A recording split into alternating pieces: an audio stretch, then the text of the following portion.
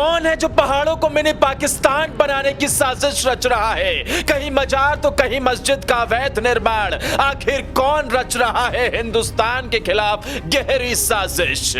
उत्तराखंड से लेकर हिमाचल प्रदेश, एक एक कर ऐसी खबरें निकलकर सामने आई जिसने हर किसी को हिला दिया।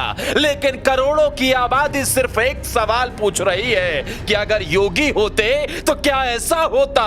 अगर योगी हिमाचल में होते, अगर योगी उत्तराखंड में होते तो क्या किसी में इतना दम था कि वह अवैध निर्माण कर डालता?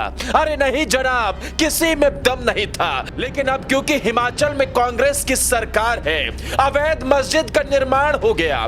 कभी कच्ची इमारत थी लेकिन आज 5 मंजिला मस्जिद बड़ी सी खड़ी होकर तैयार हो गई। जब लगा कि सरकार की आंखों पे पट्टी बंध गई है, जब लगा कि सुखू सरकार की बोलती बंद हो गई है, तब जनता को सड़कों पर उतरना पड़ा।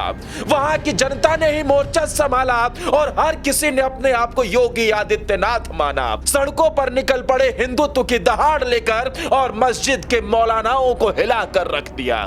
संजौली इलाके में एक कारनामा हो रहा था। एक मस्जिद जो कि अवैध निर्माण के रूप में बनाई गई और धीरे धीरे करके इसे पूरे इलाके में फैलाने का प्रयास हुआ। अरे यही तो होता है ना कि एक छोटा सा निर्माण, उसके बाद बड़ी सी इमारत, सरकार की जमीन पर कब्जा, धीरे धीरे करके पूरा इलाका बसाना और फिर हिंदुस्तान के खिलाफ ही साजिश रचना। कुछ ऐसी ही साजिश की बू यहां से आ रही थी और ये मैं नहीं बल्कि राज्य सरकार के मंत्री भी कह रहे हैं कि वहां से निकलती बहन बेटियों के साथ अत्याचार छेड़छाड़ तो मैंने भी देखा है। और अब जब कार्रवाई हो रही है तो दूर बैठे हैदराबाद में असदुद्दीन ओवैसी बिलबिला रहे हैं। भाईजान कह रहे हैं कि कांग्रेस के अंदर बीजेपी की आत्मा आ गई है क्या? अरे नहीं जनाब, कांग्रेस और बीजेपी की कोई तुलना नहीं है। वो तो एक आध मंत्री का ज़मीर जाग गया जो ये कहने लगे कि इस पर कार्रवाई करनी चाहिए, और वो भी इस वजह से क्योंकि जनता सड़कों पर उतर गई। सरकार ये जानती थी कि पहले से ही कंगाल है, सैलरी देने का पैसा नहीं है, प्रदेश को चलाने के लिए भी हिम्मत नहीं बची है, और अब जनता सड़क पर उतर आई है तो कहीं ना कहीं सरकार गिरनी भी तय हो जाती। इसलिए डैमेज कंट्रोल की कोशिश है। लेकिन समझिए किस तरीके से मिनी पाकिस्तान बनाया जाता है, कैसे साजिशों को रचा जाता है, कैसे कच्ची इमारत से 1 मंजिला 2 मंजिला और फिर पूरे इलाके पर कब्जा जमाया जाता है। इसकी शुरुआत होती है 1947 से। सही सुन रहे हैं आप, जब देश आजाद हो रहा था। संजौली में मस्जिद 1947 की पहले की बनी हुई है। तब मस्जिद कच्ची और महज 2 मंजिल की थी। 2010 में नई मस्जिद बनाने का काम शुरू हो गया और 5 मंजिला मस्जिद बना दी गई।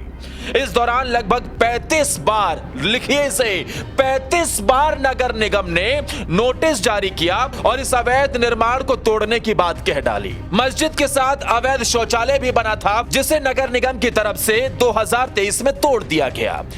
साल 2010 से नगर निगम आयुक्त कोर्ट में केस चल रहा है। अब तक 44 पेशियां लग चुकी हैं लेकिन कोर्ट से फैसला नहीं आया। अभी कुछ दिन बाद फिर से पेशी होनी है। तारीख है 7 सितंबर, यानी कि कल ही इस बात की पेशी होनी है। और फिर अगर कोर्ट की तरफ से कोई फैसला इस पर आता है तो यकीन मानिए इस पर कार्रवाई होनी भी तय है। लेकिन क्यों नहीं योगी आदित्यनाथ जैसा दम सुखू सरकार दिखा पाई? अरे अवैध तो पता चल गया ना, ये तो सालों से पता चल रहा है कि नोटिस पर नोटिस, नोटिस पर नोटिस, केस पर केस, पेशियों पर पेशियां।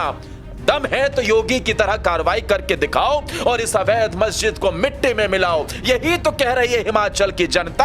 अरे इसीलिए तो आपको जिताया था ना सुखू साहब कि आप उनके हक की आवाज बनेंगे, आप जनता के मुद्दों को ध्यान में रखकर कदम उठाएंगे। लेकिन आज जब संजौली की जनता सड़कों पर उतरी है तो आप आंखों पर पट्टी बांध कर बैठ गए हैं। खैर दोस्तों, अगर आपको क्या लगता है इस वक्त हिमाचल प्रदेश में बीजेपी की सरकार होती तो बुलडोजर चलना तय था? क्या आप भी मानते हैं कि इस अवैध मस्जिद पर योगी जिस तरीके से बुलडोजर दौड़ाते हैं कुछ वैसा ही होना चाहिए? क्या आपको भी लगता है कि यह कहीं साजिश का हिस्सा तो नहीं था और धीरे धीरे करके मिनी पाकिस्तान बनाने चले थे? खैर ऐसे मौलानाओं का क्या इलाज होना चाहिए जो हिंदुस्तान की जमीन पर रहकर ही साजिश रचने का काम करते हैं, देशद्रोही रहते हैं? इस पर भी अपनी राय जरूर दीजिए और इस वीडियो को ज्यादा से ज्यादा शेयर कर हमें अपना समर्थन दें।